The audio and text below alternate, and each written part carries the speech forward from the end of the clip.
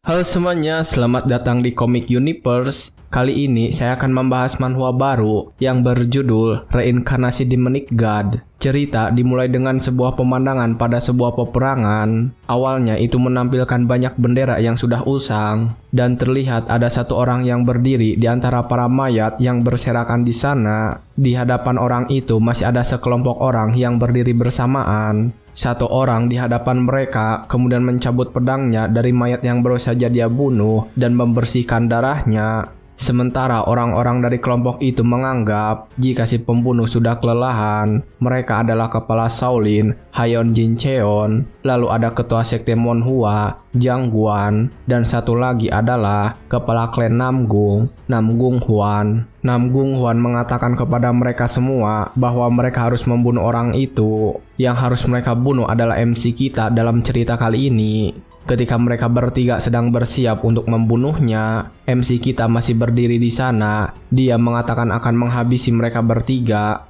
Ketika MC kita akan menyerang mereka, Hyeon Jin Cheon mengingatkan teman-temannya untuk mempersiapkan diri. Tetapi baru saja mengatakan hal itu, MC sudah berada di depannya dengan mata yang menyala merah. Untungnya Hyeon Jin Cheon punya refleks yang bagus. Dia bisa bertahan dari serangan kejutan tersebut dan menjauhkan melarikan diri. Dia kemudian mempersiapkan sebuah serangan dengan tongkat miliknya. Kali ini dia menggunakan teknik Buddha Palm. Sebuah serangan berwarna hijau melesat menuju MC. Sang MC kemudian langsung menjaga jarak dari serangan itu dan dia menghindarinya dengan melompat ke atas. Dia juga langsung bergerak untuk mendekati Hyeon Jin Cheon sekali lagi, mengatakan jika dia akan membunuh Hyeon Jin Cheon terlebih dahulu. Kali ini dia melakukan serangan dari atas dan membuat Hyeon Jin Cheon terdesak. Dalam keadaan terdesak begitu, Hyeon Jin Cheon berteriak memanggil mereka berdua untuk membantunya. Karena melihat kawan mereka sedang kesusahan, Namgung Hwan dan Jang Guan langsung bergerak membantu. Terlihat kilatan merah dan biru langsung menyerang MC.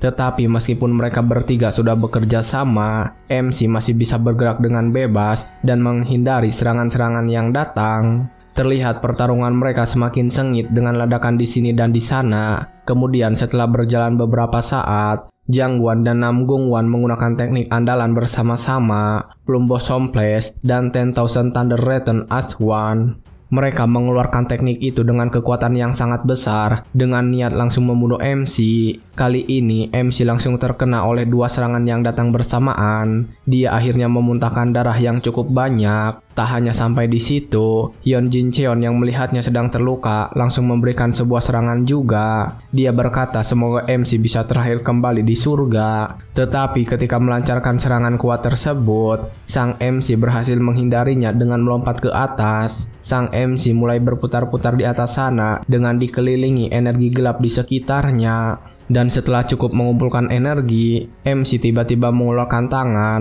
Lalu dalam sekejap dia langsung membunuh Hyeon Jin Cheon menggunakan tangan itu. Saat ini Hyeon Jin Cheon yang terkena serangan langsung kehilangan kepalanya dan tersungkur ke tanah. Terlihat MC mencabut kepala Hyeon Jin Cheon sampai dengan tulang belakangnya. Saat ini dia dipenuhi energi berwarna hitam dan mengatakan jika mereka berdua adalah target selanjutnya. Namgung Hwan dan Jang Guan yang melihat rekan mereka mati begitu saja langsung terdiam dengan mata yang terbuka lebar. Mereka tidak menyangka akan menghadapi seekor monster. Ketika mereka sedang melamun, MC mulai datang mengejar mereka berdua. Namgung Hwan yang sadar jika itu berbahaya langsung bergerak dengan cepat, menjauh dan mengingatkan Jang Guan juga untuk pergi dari sana.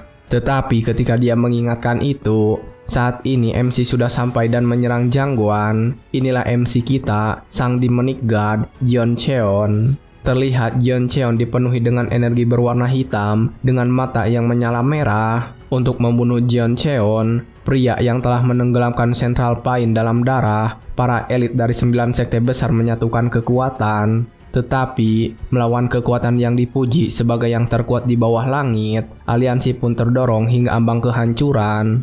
Bahkan saat ini pun, Jeon Cheon berhasil membuat Jang Guan benar-benar terdesak. Dia memprovokasi Jang Guan bertanya, di mana perangkap yang telah disiapkan itu.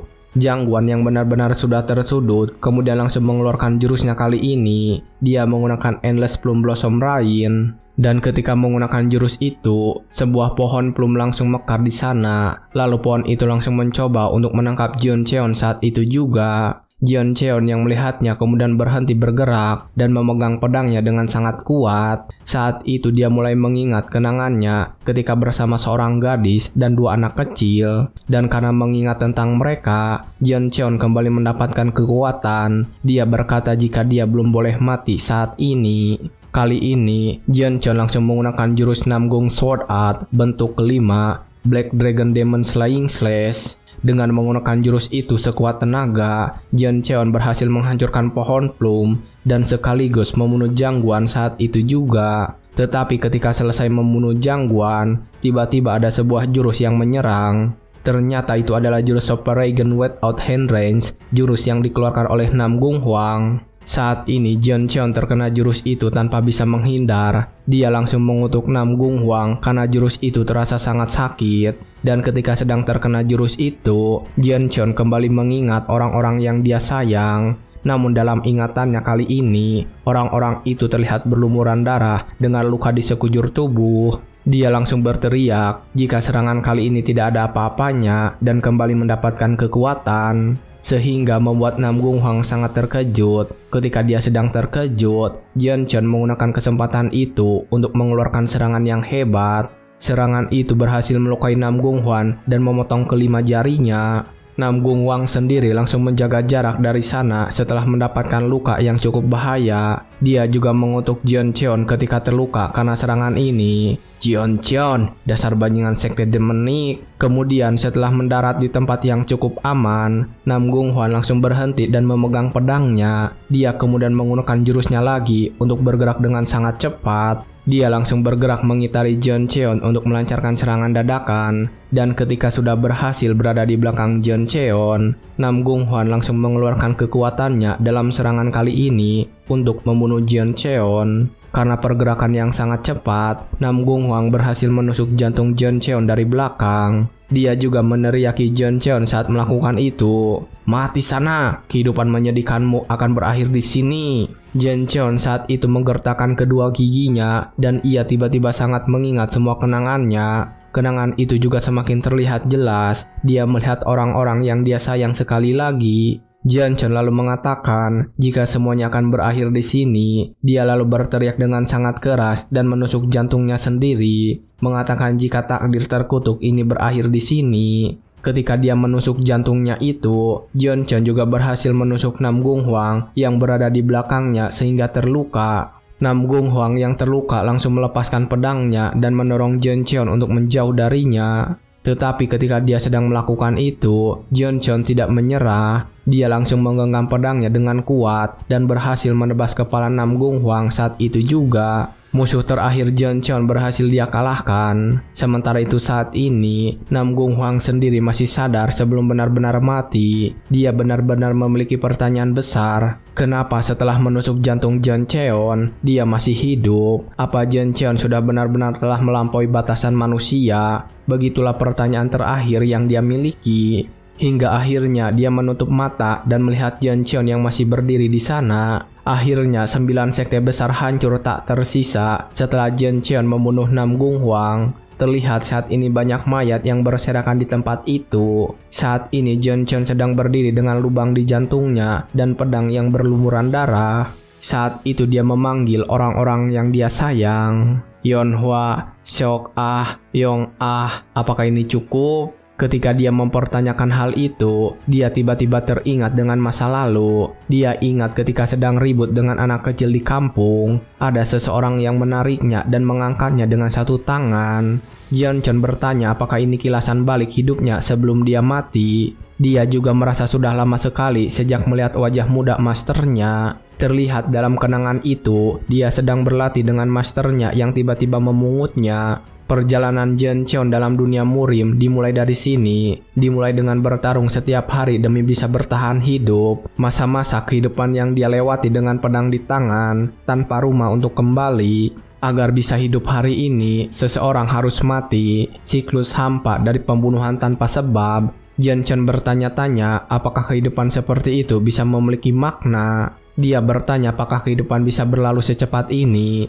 Dan saat dia sedang mempertanyakan itu, dia ingat ada seorang perempuan yang menghampirinya. Saat itu juga, Jian-Chon terlihat menggendong 2 anak kecil di tangan. Perempuan di sampingnya menceritakan jika dia juga bertarung setiap hari dengan orang-orang di pasar. Mengatakan jika tidak akan bertahan di dunia ini jika tidak menganggap semua orang sebagai musuh. Perempuan itu mengatakan setelah dia terjatuh karena kehilangan kedua orang tuanya, kedua adik kecilnya yang sedang digendong oleh Jian-Cheon memberikan alasan baginya untuk bangkit kembali. Perempuan itu kemudian tersenyum dan bertanya kepada Jian-Cheon di akhir kalimatnya, "Kenapa kamu tidak mencoba untuk membuat ingatan berharga seperti itu juga, hero Jian-Cheon?" Tetapi ketika melihat senyuman perempuan itu, Jian-Cheon tiba-tiba mengingat kenangan pahitnya. Dalam kenangan itu, dia sedang menangisi dengan sangat hebat. Dia menangis di hadapan mayat perempuan dan kedua adiknya. Dia menangis karena dia ingin hidup bersama perempuan itu.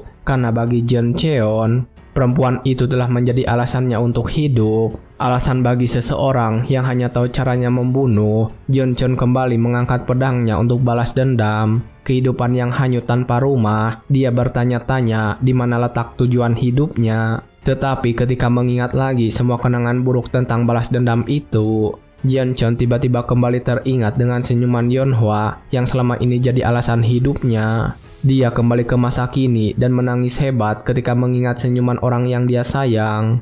Dia membayangkan mereka kembali hidup dan berada di hadapannya ketika akan menghadapi kematian. Jian-Chon telah mengikuti jalan pembantaian ini sendirian selama 15 tahun. Dan setelah pedangnya menjadi tumpul, serta tubuhnya dipenuhi ratusan ukiran luka, pada akhirnya dia telah memberikan segala yang dia miliki demi membalaskan dendamnya. Akhirnya, di hadapan matahari terbit, dia telah menaruh pedang yang ada di tangannya. Di sini tempat peristirahatan di Menigad, Jian-Cheon. Tetapi ketika dia sudah menerima kematian itu dengan hati yang terbuka, sebuah suara yang sangat keras dari seseorang terdengar olehnya. "Untuk apa kau memaksa masuk ke sini? Apa kau pikir aku sudi menukar seni bela diriku dengan sepeser koin?" Itulah yang dia dengar saat memejamkan mata, dan karena mendengar suara itu, Jian-Chon kembali membuka matanya. Dia bertanya-tanya suara berisik apa ini? Apa akhirnya dirinya benar dikirim ke neraka? Begitulah pikirnya. Tetapi ketika dia benar-benar membuka matanya, dia melihat ada 2 orang di hadapannya, dan si perempuan yang ada di hadapannya saat ini sedang membicarakan sesuatu. "Karena insiden buruk telah menimpa saudaramu yang sekarang tidak bisa menerima warisan bela diri, kamu meminta putraku untuk mewarisi seni bela diri keluarga Namhwa." Begitulah ucap si perempuan. Jian-Chon saat ini tidak sadar jika dirinya sudah bereinkarnasi. Dia bertanya-tanya ada apa ini? Apakah ini adalah neraka? Ketika dia sedang mempertanyakan itu, seorang anak kecil berteriak membalas perempuan tadi, mengatakan jika kakaknya masih hidup dan sehat, jadi bagaimana bisa aliran seni bela diri keluarga diwariskan kepada keturunan ibunya? Kemudian perempuan kecil yang ada di sana juga ikut membantu bocah lelaki itu, mengatakan kalau perempuan yang ada di hadapan mereka tidak memiliki garis keturunan ibu kedua bocah ini. Dia mengatakan soal warisan milik keluarga Yeonhwa-nya. Jian-Chon tiba-tiba teringat dengan kedua anak kecil di dalam kenangannya saat melihat kedua bersaudara yang sedang marah-marah itu. Tetapi ketika kedua anak kecil itu sedang marah-marah dan menolak permintaan si perempuan tadi, lelaki yang di sebelah perempuan itu tersenyum dan mendekati mereka. Dia juga mulai berbicara mengenai sesuatu. "Sepertinya ini tak akan berakhir dengan mudah. Baiklah, biar aku ajukan proposal kepada kalian. Aku dengar kalian berdua ini saking miskinnya sampai kesulitan untuk makan, jadi aku akan memberikan kalian uang. Wah Mujin, kau dapat mempertaruhkan seluruh warisan seni bela diri klanmu. Kemudian kita bertarung, dan pemenangnya akan mendapatkan keduanya. Bagaimana?" Begitulah tawaran si pria ini. Dia menanyakan itu kepada Jian-Cheon yang belum sadar jika dia telah bereinkarnasi. Jian-Cheon tentu saja tidak menjawab pertanyaan itu dan diam saja. Ketika pria yang belum diketahui namanya itu bertanya lagi bagaimana keputusannya, kedua anak kecil itu langsung menjawab. Mereka mengatakan jika kakak mereka bahkan tidak bisa berlatih karena kegilaan yang dialami, dan mengatakan jika tidak akan tertipu dengan trik pria tersebut. Tapi setelah mereka selesai berbicara, Jeoncheon tiba-tiba membuka mulutnya dan bertanya kepada mereka semua. Cih, berisik sekali. Hei, sebenarnya siapa Hua Mujin yang kalian maksud ini? Aku adalah Demonic God, Jeoncheon. Tetapi ketika dia mengatakan itu, pria tersebut kembali bertanya siapa namanya tadi. Jeoncheon kemudian kembali menjelaskan kalau dia adalah Jeoncheon yang dipanggil sebagai Demonic God. Pria itu kemudian segera membalas ucapan tersebut dengan nada menghina. Demonic God, sudah akhiri saja bercandamu ini. Kenapa tak sekalian saja kau bilang bahwa dirimu ini raja dunia lain? Pria ini adalah Cheong Dobo, putra kedua guild pedagang Chonhua. Dan ketika Jeoncheon sedang menjelaskan namanya itu, kedua adiknya terlihat sangat malu dan kedua wajah mereka langsung memerah. Dia tidak menyangka jika kakaknya akan kambuh lagi saat ini. Dan saat itu juga, si perempuan yang ada di sana ikut berbicara menghina Jeoncheon. Kegilaannya kian hari kian bertambah parah. Dengan pewaris keluarga yang seperti ini, takdir klan Hyunhwa sudah dapat dilihat. Aku mengatakan ini hanya karena hubungan darah kita, jadi jangan salah paham. Proposal ini juga bukan hal yang buruk bagi keluarga kalian. Perempuan ini adalah Bu Choyeon, kepala guild pedagang Chonhwa. Dan setelah mengatakan itu, dia tiba-tiba saja menepuk kipasnya dengan sangat kuat, mengatakan jika semuanya sudah ditentukan, dan menganggap Jeoncheon beserta adik-adiknya setuju dengan tantangan Cheong Dobo. Dia meminta semua orang untuk mengumumkan bahwa pada hari ke-5 bulan depan, mereka akan bertemu lagi di Pavilion Flying Shadow. Cheong Dobo juga mengatakan sesuatu ketika mereka berjalan keluar dari sana, sambil mengejek Jeoncheon. Ini adalah janji antara sesama seniman bela diri. Kau pasti tahu apa akibat dari mengingkari janji ini kan, Demonic God, Jeoncheon? Akhirnya setelah mereka pergi dari sana, pintu kediaman kembali tertutup. Dan ketika suasana sudah menjadi tenang, perempuan kecil di sana bertanya kepada Jeoncheon.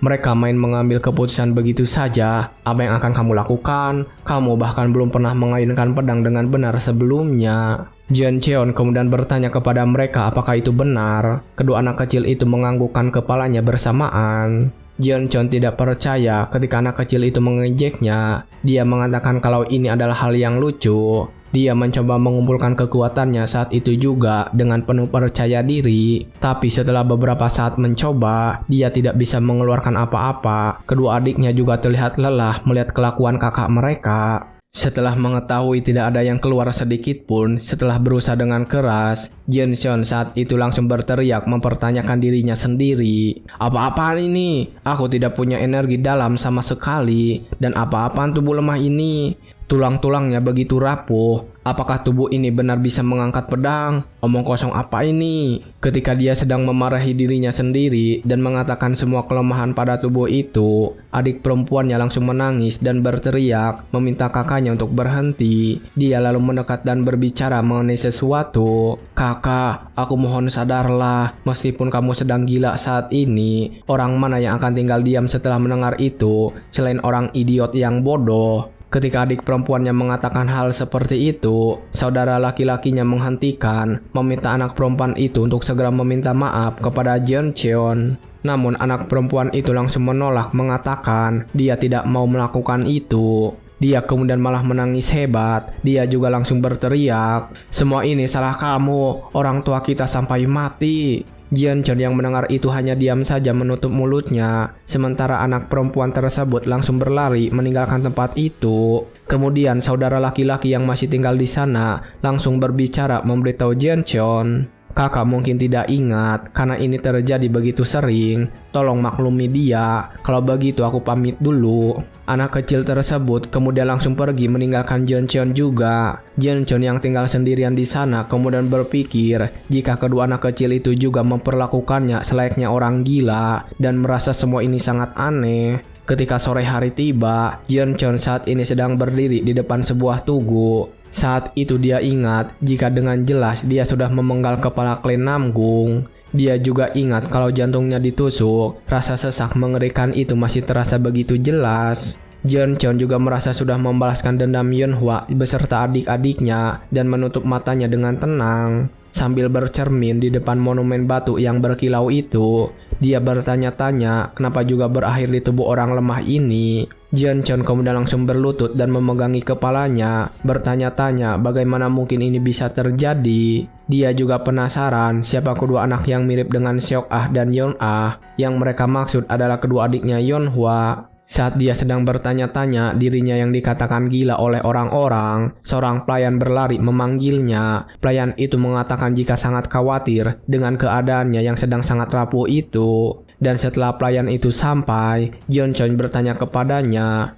"Memangnya kau ini siapa? Sepertinya kau kenal dengan diriku ini." Ternyata orang ini adalah pelayan klan Yeonhwa yang bernama Masok. Ketika melihat Jeoncheon yang dianggap linglung itu, Masok kemudian menceritakan semuanya. "Sepertinya penyakit gila Anda kambuh lagi. Baiklah, saya akan jelaskan. Dulu, dengan talenta dan kebijaksanaan Anda, banyak sekali sekte kebenaran yang ingin menerima Anda sebagai murid mereka. Dan saat ini Anda sudah berusia 23 tahun, pewaris klan Yeonhwa, Hwa Mujin. Itulah identitas Anda, Tuan Muda. Ini sudah ke-6.000 kalinya saya menjelaskan." Jeoncheon langsung melepaskan tangannya dan bertanya kepada Masok, "Oh, benarkah? Kalau aku memang sebat itu, mengapa wujud dan tianku seperti ini sekarang? Penyakit gila katanya. Sebenarnya kenapa semua orang memperlakukanku seperti aku ini sudah gila?"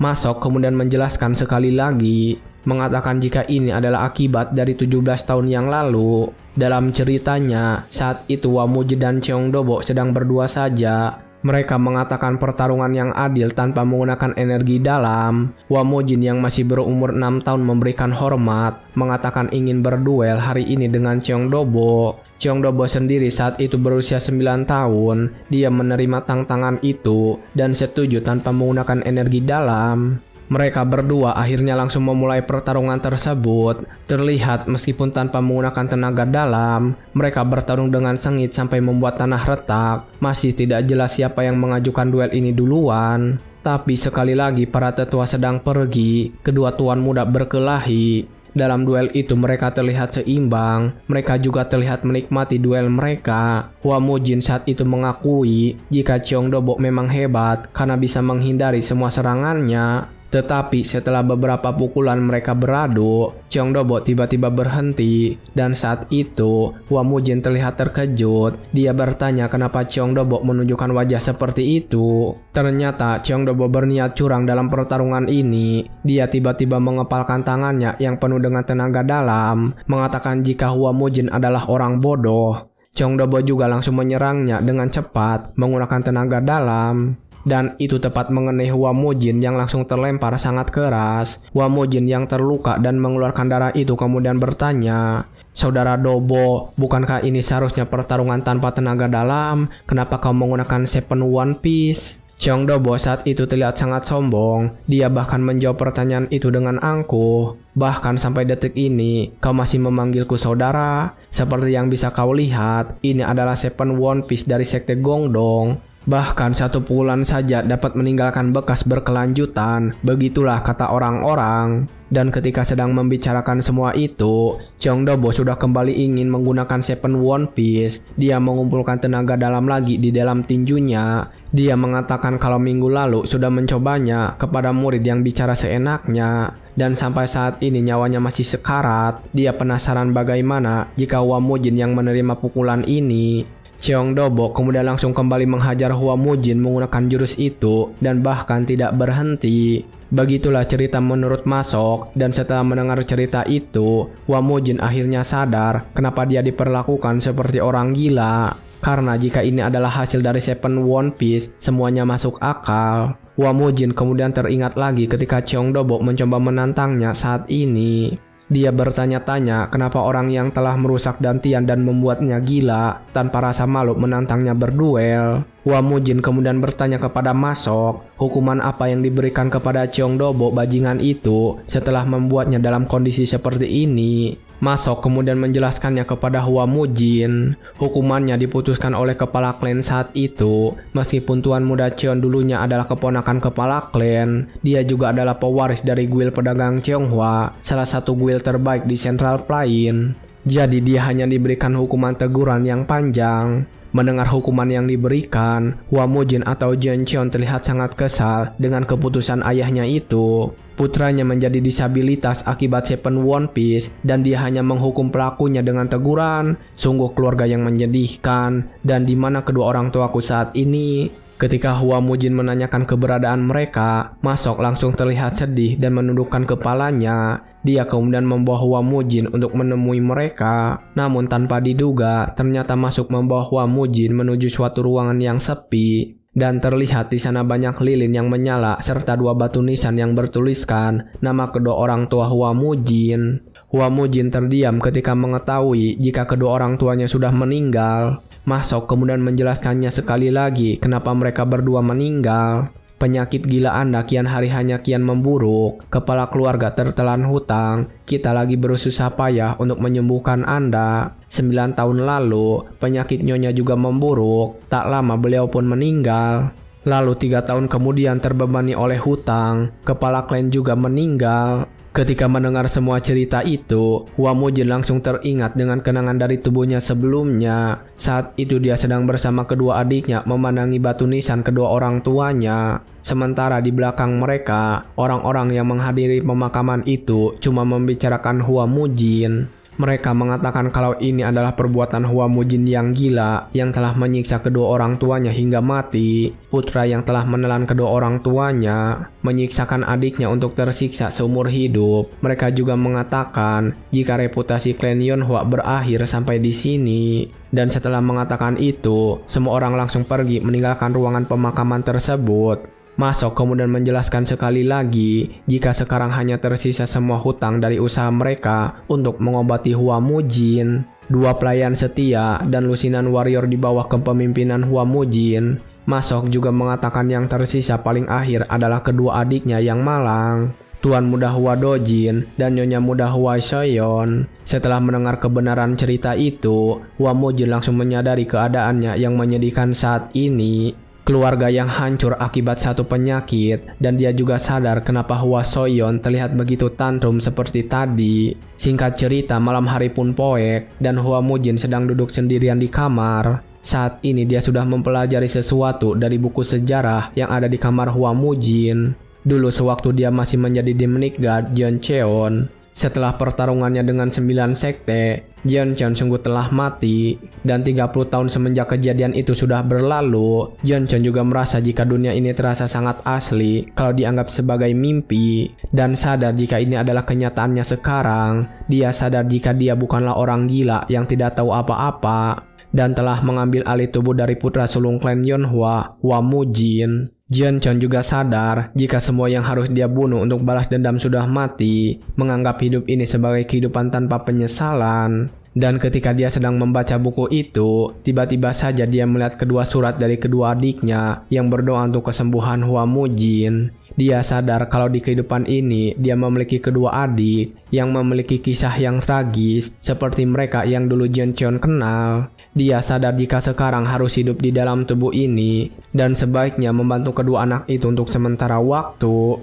Ketika sedang memikirkan itu, Jian Cheon atau Hua Mujin sadar tantangan terbesar saat ini adalah guild pedagang Chunhwa, penyebab dari semua kekacauan ini. Orang yang telah menghancurkan tubuh dan klan Hyunhwa, Hua Mujin saat itu sadar jika hal pertama yang harus dipersiapkan adalah untuk berduel dengan Cheong Dobo pada tanggal 5 bulan depan. Tapi sebelum itu, Hua Mujin sadar kalau dia harus memasuki pemurnian terlebih dahulu. Dia tersenyum saat menyadari jika dia harus murni memulainya dari awal lagi. Ketika itu dia ingat kembali saat pertama kali belajar seni bela diri, yang saat itu bahkan untuk bernapas saja terasa sangat sulit. Hua Mujin kemudian langsung mencoba melakukan pernapasan tenaga dalam saat itu juga, dan menyadari jika tubuhnya saat ini memiliki bakat yang luar biasa. Dia bahkan tidak perlu melakukan proses perabaan Qi dan langsung membentuk dantiannya sendiri. Hua Mujin menutup matanya dan tersenyum ketika menyadari itu, dan malam itu juga dia langsung memulai proses belajarnya.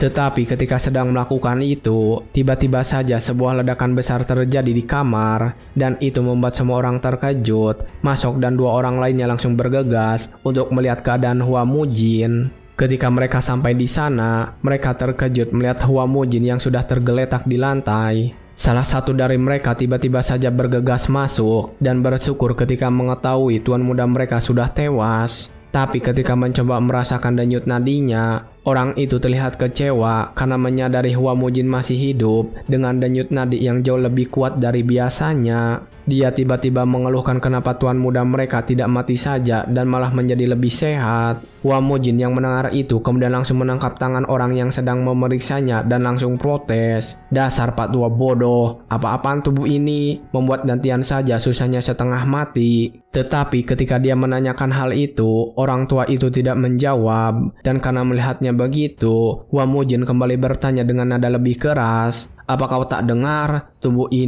Apakah tubuh ini memiliki konstitusi khusus?" Orang tua itu kemudian memberitahunya jika Hua Mujin memiliki tubuh yang unik. Dia mendengar tubuhnya memiliki konstitusi heavenly martial, mengatakan jika itu adalah tubuh yang katanya diberkahi oleh surga untuk berjalan di jalan yang benar. Tetapi ketika mengatakan semua itu, orang tua itu terlihat sangat kesal dan malah semakin memegang tangan Hua Mujin dengan sangat keras. Ketika Hua Mujin bertanya kenapa ekspresi wajahnya seperti itu dan mengutuknya, tiba-tiba saja dia merasakan sakit dan memuntahkan darah. Dia juga langsung terjatuh ke lantai setelah memuntahkan sedikit darah. Hua Mujin kemudian sadar jika tubuhnya saat ini memiliki konstitusi yang bertolak belakang dengan demonic art. Kalau pemilik tubuh ini mencoba menggunakan demonic art, rasa sakitnya akan begitu besar sampai nyawanya menjadi taruhan. Hua Mujin atau Zhenqian juga mengetahui jika di dunia ini ada konstitusi heavenly martial, konstitusi heavenly killing, konstitusi heavenly flame,